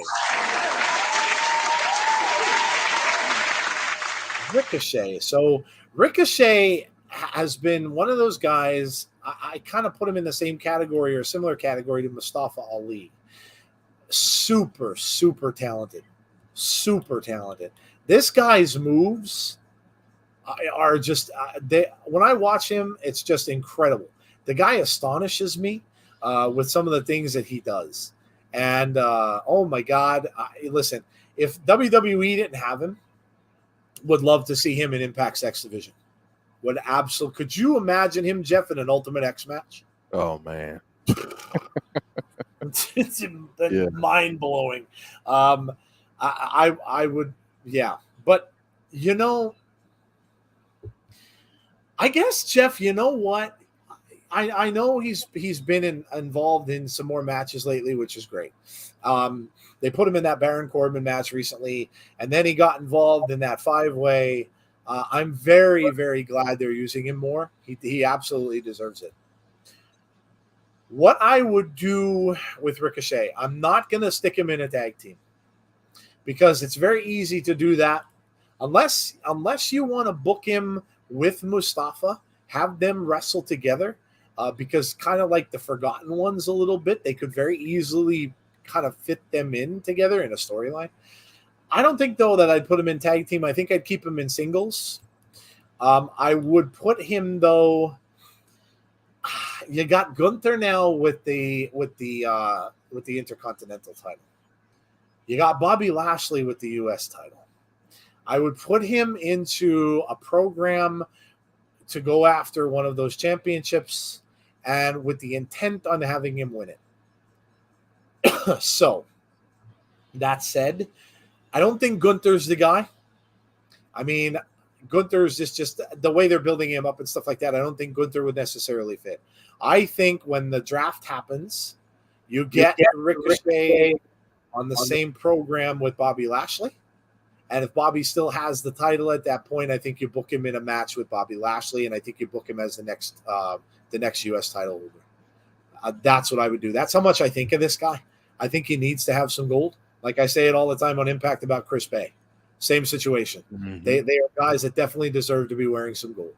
and the celebration for him when he did win it would be amazing. And I think him versus Bobby would be a great setup because, again, Bobby is that huge presence, big dude. It's a David versus Goliath. Nobody would ever look at him thinking, oh my God, he's going to beat Bobby Lashley. So he'd definitely be going into that as an underdog. And yes, Bobby's a face now, but I'm okay. That's okay. You don't have to change either one of them. You don't have to make Bobby a heel. You don't have to make Ricochet a heel. Let them go face versus face. It's perfectly all right to do. I think the matchup with the build-up would be great. I think the matchup would be even better. Bobby can hold his own with just about any wrestler that's out there. But that's what I would do with him. I'd have him booked for that, and I'd have him win that United States Championship, Jeff. I like that. I really do like that. I would put him, just briefly, I would put him in a tag team. Mm-hmm. And I would bolster that tag division. Now, here's one that I'm gonna say that I don't know what people may think of it, but can you imagine him and Omos as a team? Okay. I feel like that would be a fun team to watch. I feel like Ricochet could do some cool spots using Omos's height as a you know, using it as an assistance for him to do some moves. So Almost similar to when it was AJ and Omos. Yeah. But I think, having someone at Ricochet's, area where he does the incredible stuff that he does, I feel like having someone like that with Omos might be interesting. Not saying that they will win the championships or anything like that, but it's another tag team added to your division. Yeah, absolutely. I could see that. I could see him being in a tag team as well. This guy, like I said, he's deserving of a push, and definitely deserving of a belt. He's been there through all this, and I don't think he's one of those guys that complains. Very similar to the Dolph Zigglers and the Cesaros, Castiglione, whatever you want to call them nowadays. But they're the guys that just come in and do their job. They don't whine and complain.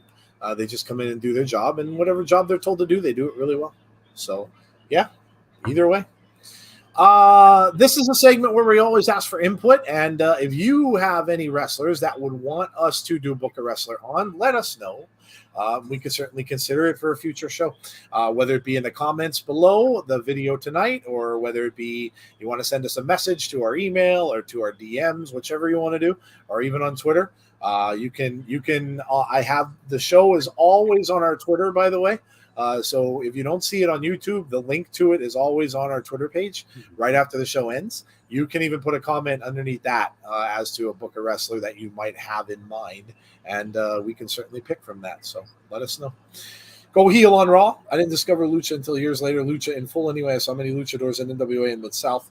Mark said, did anyone catch something hilarious on SmackDown Friday? Michael Cole called Sami Zayn El Generico. Yes. Yes. Yeah, it just goes just how things are changing. Things are changing. A lot of things are being let go. So, yeah, I did hear that. Yep. All right, man. What's next? All right. So we've got our top 3 moments of the week. All righty, the moments of the week. So shout them out in the chat. What were your top 3 moments of this past week in wrestling? Let us know. Santos Escobar will go to Raw. Probably good chance of that. He lost, so he's now banned from NXT. So yeah, more than likely. We got Toxic Attraction, obviously in that tournament now. So people are moving. So, yeah, that was an announcement too, James Grant, NXT UK. A lot of wrestlers were released. We talked about it on our Impact show from NXT UK, which is unfortunate. But yeah, they are changing stuff up. It's going to be called NXT Europe going forward. So it's going to be kind of like ROH did. They're going to break it all up. They're going to do a little bit of a change up to it, and they're going to come back and rename it. and kind of do a do-over, do a start over. So a lot of people did get released, but listen, that's good for them in a way because they can go work wherever in the meantime until they do come back, and maybe a lot of them will be picked back right up when the NXT Europe starts. So we're getting some top threes, a promo with Drew and Kevin Owens. Yeah, great one from Monday Night Raw. Junkyard Dog in Mid-South was my first hero. Alexa Bliss Gamer says all three. Drew and Kevin Owens promo, Sammy and Roman backstage segment, and Alexa Bliss and Asuka versus Nikki ASH and Doudrop. Conrad says KO and Drew. Bonker says CM Punk Moxley promo, Sammy segment with Roman and the Fatal 5-Way. Conrad saying Kenny's return. James Grant says KO versus Drew, and Sami Zayn says right. Jeff, what's your number 3? All right, man. My number 3 moment of the week was seeing such a good episode of SmackDown. Like, that was just the entire episode, from start to finish, hot crowd. That for me was just great to see. Great to see, because you want those shows to feel more important. You want them to be exciting. And so far, they're delivering. Yes, absolutely. Sami Zayn rise, says Conrad. Dragon Lee's Cannonball Tope onto Kenny Omega into the crowd. Holy crap. Kenny Omega back. Edge versus the Judgment Day. AEW TV rating. Oh, jeez. The news that Jeff and Joe will get there. Al Powell and John McClane. End of Die Hard moment in October 2nd. My friend Karrion Kross with that fire promo. And Drew, the Dexter Loomis on Drew, and the Dexter Loomis shenanigans. Punk and Moxley promos. Mia versus Jordan, Drew and Owens. My number 3. The crowd at SmackDown. The crowd at SmackDown. Listen, this is one of the things that AEW has been priding themselves on, and you can't fight. Listen, you can't fight it when you hear reactions like that. So say what you will about declining ratings or whatever on TV shows, but if you hear a crowd that is going crazy like that crowd was, you push the buttons. WWE isn't pumping crowd noise in anymore, so please don't come at me with, oh, it was pumped in. They're not. They stopped it. So, and that's been reported that way by fans. They are not pumping crowd noise in. That crowd was loud. And that crowd was loud almost the entire night. They weren't just loud for 5 minutes or 10 minutes or for the first 20, and then they stopped for the whole show and then didn't get loud again until the end. Nope. They were loud the whole damn night. It was impressive. It was impressive. When you hear crowds chanting constantly throughout the show, man, somebody's doing something right. And they gave them what they wanted. They got Sammy. They got Natty. They got people that were from Canada on the show in prominent matches. And they got a good promo that people were talking about with Sammy and Roman in the back. Yeah. How many times do you ever see Roman in a promo like that with someone where he's being all buddy-buddy with the dude in the back? Much. He kind of was. Normally, Roman would just be, just kind of wipe him away and try to get rid of him. You notice, too, with Heyman being out, that it's kind of changed a little bit. Yeah. Yeah. So I'm saying the crowd was number 3 for me. That was a really, really cool thing to see. Let's see. Drew McIntyre promo with KO, CM Punk and Moxley brawl, and everything they're doing with Karrion Kross. Dylan says Sammy segment, Roman and Drew face off, and number 1, a good fatal 5-way on SmackDown. Derek says Kenny. Sami Zayn, the whole SmackDown, seeing Trish coming back on Monday. Yeah, how about how they did that? Yeah. All of a sudden, it kind of looks like Trish has been pushed into Bianca Belair's role. So we might see more of that because Trish is now going after Bayley. So it might end up at Clash of the Castle. Don't be surprised if you see Trish, Alexa, and Asuka against Bayley, and Io and Dakota. Things might have changed up. They might have something more. They might have something else in mind for Bianca is kind of what I'm thinking. They might have a title defense for her. Don't be surprised if you don't see Charlotte Flair come back and demand a title shot. Just saying. Just saying. Don't be shocked. Don't be shocked. All right, Jeff. What's number 2? All right, number 2. I'm going to make this quick. We already talked about it. But my number 2 is being able to see my good friend at Bound for Glory in Albany, New York. That's awesome for me. I'm really looking forward to it. Well, you know, since you're going there, Jeff, let's just keep it number 2 all across the board because, yes, absolutely. I feel the same way. I'm very excited for more than one reason. And the fact that we've been doing this all this time that we have, and we've been doing it for, you know, when Jeff was down in South Carolina. So we were that far away, which is hours and hours. And then, of course, then Jeff moved up to where he is now, got a little bit closer. But even still, you know, listen, with people having their daily lives and stuff like that, it's not always easy to just pick up and travel for 4 hours or however much it is. So the fact that we're going to be able to meet in person, and the fact that we're going to be able to meet in person with something that we absolutely love, which is Impact Wrestling, and go to see one of the biggest events of the year is amazing. And yeah, I'm going to just concur with Jeff on the number 2. Just very, very excited about that as well. And I can't wait. It's going to be awesome. Going to be awesome. Maybe Lita has a return. Fatal 5-way match is number 2. Sammy and Roman segment and 5-way match and 2 Vikings vignettes. I don't know what this is going to lead to. Also, Sarah Logan. Yeah, Sarah Logan got snuck into that Viking Raiders promo, huh? Smart. Sarah Logan always comes out dressed up like a Viking, so why not? Why not? Rhea still hasn't gotten her match with Bianca for the belt. Don't be surprised if she ends up getting a match for the title. Okada and Ospreay G1 final. Great ending to the G1 tournament. Ospreay is the future. Don't get me started with the waterworks over here, says Derek, LOL. 2 vignettes for the Viking Raiders. Yes. Yeah.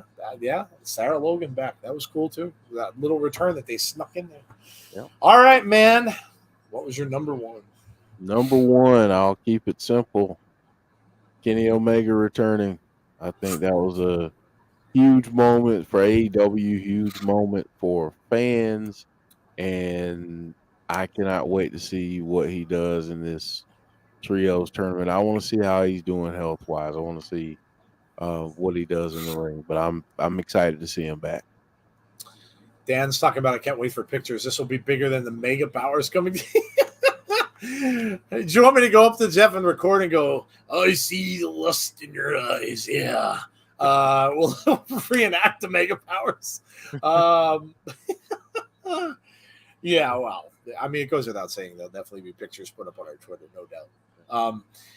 Yeah, you know what? We're going to agree on the first 2 because how can you come up with a bigger moment than Kenny coming back? Kenny is such a polarizing figure in wrestling and such a big name in wrestling. When you have returns, for a lot of you and a lot of our community, it's going to be when Wyndham comes back. Without a doubt, is going to be everyone's number 1 moment of the week. And probably going to be ours. So when a polarizing figure comes back to wrestling like that, that's going to make that big of a difference in a company. Then how can you not say that it was number 1? And it was such a, even though you knew, and like I said, a lot of times when things get spoiled, and everybody kind of knew because on the Being the Elite show, they kind of alluded to that it was going to be Kenny, so people kind of knew that watched that. But even though that was the case, people still were like, the crowd went bananas when he was announced in that music. Believe me, I have it on my iPhone in my Apple Music. Kenny Omega's theme song. I absolutely love it. I love it. It's one of the most. If you want to get fired up to do something, it's one of those things like. If you ever go you go lifting weights or to a gym or whatever, you have your little gym playlist. I mean, for me, back in the day, it was the Rocky soundtracks would always do it. Rocky IV was a big one. Such good songs in there that would get you going, get the blood pumping, the adrenaline going.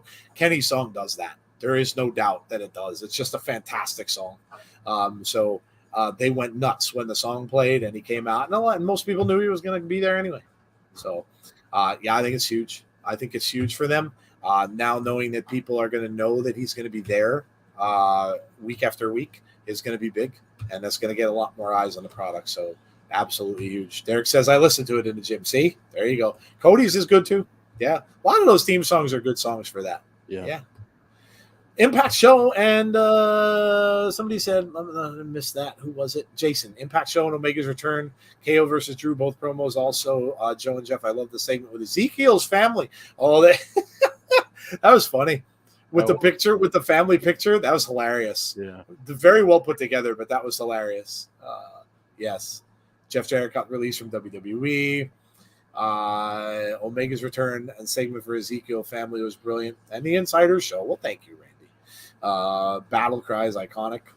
It's really good. Cross's promo. Yeah, Karen Cross had an awesome promo with Scarlett. Listen, they can't do bad promos. How about they announced that Cross had almost gone to UFC? He was very close to signing with UFC.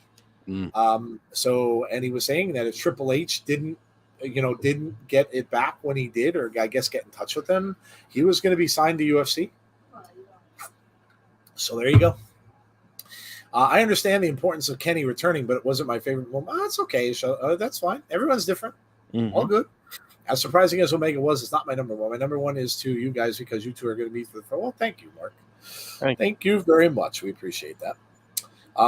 Darth Vader's team gets the Imperial March. That's a good one. Yeah, why not? Whatever does it for you, bonus baby. Whatever does it for you. As a Star Wars fan, that kind of thing always sent chills up my spine because you knew when he was going to be on the screen. So, yeah. All right, man. I think we have the lighter side, but I don't see Jesse. Yeah, I don't see Jesse. So I think, we might have to just get a couple jokes from the crowd out there and then call it a day. All a day. No Jesse tonight. I didn't see Jesse in the chat. So, well, I'm exhausted anyway. I'm working off a very minimal sleep. So yeah. Yeah. I'm still trying to get some energy back myself because I was, I had a little bit of a thing myself on Friday. So, that I'm still recovering from. So, yes. I had one earlier, said Derek. Gold Dust theme is iconic. Oh, God. Kenny's return, cross promo, hit roll rapping. Yeah, that was cool. I'm not a big rap fan, but that was cool. It was a cool segment. Yeah. It was a cool segment. All right. Well, it's 10:22. I don't see any Jesse out there, so Jesse can't make it. Obviously, Jesse's got a little one, so we never know when Jesse's going to be able to make it and when she won't. But we'll give it a few minutes. If she doesn't show up, then obviously we'll just go from there. But please tell me we will watch a 30-man Royal Rumble next year of KO versus Elias, Ezekiel family, and all of the people Elias can play. Oh, God. Can you imagine? Hello, Hassan. How are you? So you guys won't be doing a watch-along for me? No, we are. Oh, no, Bound for Glory? No. Well, we're going to try to see if somebody can do it for us. We're going to try to see if someone can do it for us, Gus. Possibly, we might be able to. We'll have to see because other people have lives too. Tazzy does join us a lot of the times. He might be done with baseball by then or very close to it. Well, he should be because that's in October. And unfortunately, his team isn't going to the playoffs. They're one of the worst teams in the league right now. So he should be available. So hopefully Tazzy could do it, and maybe we can get somebody to join him. We were thinking Conrad, but again, I don't want to speak for Conrad because Conrad is a life. And, so we don't want to speak for anybody. We're going to look into it, though. We're going to look into it. We're going to try. Good night to you, Jason. But yeah, so let's go over some stuff. First of all, you see up on the screen, we do have a merch shop, by the way. I know money's tight for everybody, so we're never going to tell you to go and spend money anywhere. But if you would like some Insiders merch, go check it out. It's Teespring. You see it up there. There's the website. It's https://insiders-pro-wrestling.creator-spring.com. So we do have a merch shop. So if you like getting merch, rep the Insiders. Why not, right? You can choose from many, many different designs that are up on there. And and if you get one, send us a photo and we'll share it. We'll throw it up on the screen on a show. So let us know if you get something. Much as it pains me, I have to get rid of Sling and HBO Max. I'll be watching Raw on Hulu and HBO Max. I don't use as much as the other. Yeah, HBO Max is getting a little weird. A lot of stuff's getting taken off of there. Nice plug. Well, we got to do it, Got to plug yourself, because if you don't, who will? Who will? All right. So let's just go over some things. Tomorrow, of course, is Monday. Monday means at 6 o'clock p.m. Eastern Time, it's Abby's Window. Now, you saw some things tonight that we hit on a little bit that C passed along. The video on the video board of Wyndham, I'm sure that Jeff and Jody and our guest, which is Dom from Gimme a Hole Yeah podcast, very nice guy, great people over there. If you haven't checked out their channel, please do. They have a lot of interviews and stuff that they've done with many, many wrestlers, which is really cool. I'm kind of jealous. But they've done a very good job with that. So go check them out. They do watch alongs from time to time. If if we're not doing a watch along and you want a watch along to drop in on, they do stuff for NXT. They do stuff for AEW, things like that. So if you're not, go check them out. But he's going to join Jeff and Jody tomorrow at 6 p.m. Eastern Standard Time, the normal time for Abby's. We'll have a special guest tomorrow, and they will talk all things Wyndham tomorrow on that show like they always do. Nothing Tuesday, nothing Wednesday. We will be back on Thursday with Impact Wrestling. So our watch along for Impact, 7:45 p.m. Eastern Standard Time on our channel. We will start it there, and then we probably will do after the Impact. We'll see. Sometimes, Jeff has work, I have work, things happen, we get tired. But we'll see. If something big goes on during the show, we like to discuss it afterwards. So if that happens, we will have our After the Impact show, which is after that show that ends at 10. Then we start 10:15 for After the Impact. Go about 20, 25 minutes and talk about the show we just watched.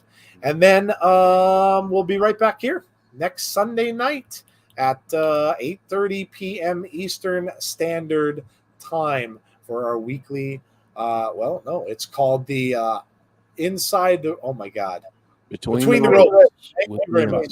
Do it, forget it. Between the Ropes with the Insiders. Right back here. All right, well, I guess that's going to do it. We're going to get out of here a little bit early tonight. No Jesse, so we are going to end it right here for tonight.